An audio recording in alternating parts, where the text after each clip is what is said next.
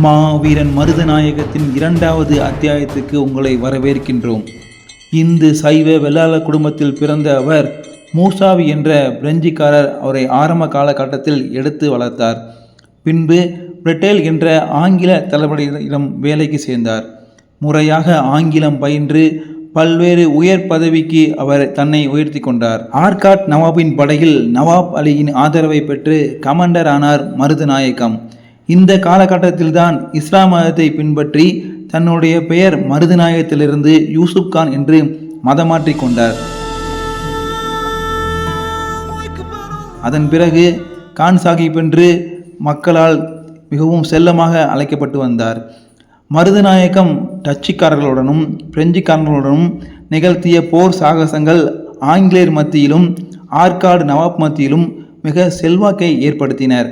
அதன் பின்புதான் பரங்கி பெண்ணான மாசாவை காதலித்து திருமணம் செய்து கொண்டார் நம்முடைய மருதநாயகம்.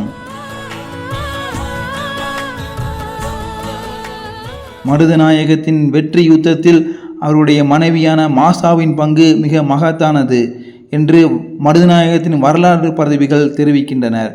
மிக சிறந்த தந்திரியாகவும் மந்திரியாகவும் மாசாவை மருதநாயகத்தின் வாழ்க்கையில் கலந்து கொண்ட அனுபவங்களை பார்ப்பதற்கு முன்பு மருதநாயகத்தின் வெற்றி படிகளை நாம் காணலாம். மருதநாயகம் மதுரை ஆளுநராக நியமிக்கப்பட்டார்.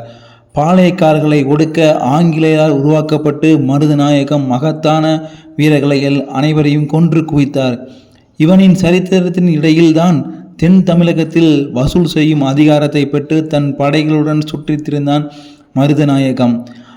வியாபாரம் செய்யும் நோக்கத்துடன் வந்த ஆங்கிலேயர்கள் ஆட்சி பொறுப்பில் ஆள வேண்டும் என்று ஆசைப்பட்டார்கள். அதற்காக மாவீரன் மருதநாயகத்தை உபயோகித்தார்கள் என்றே நாம் சொல்லலாம்.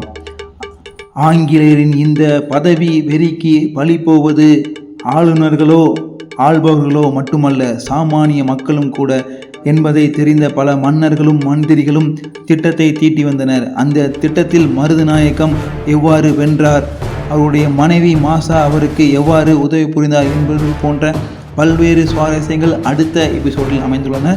இது உங்கள் விகேஎஸ் எஃப்எம் மாவீரன் மருதநாயகத்தின் வரலாறு.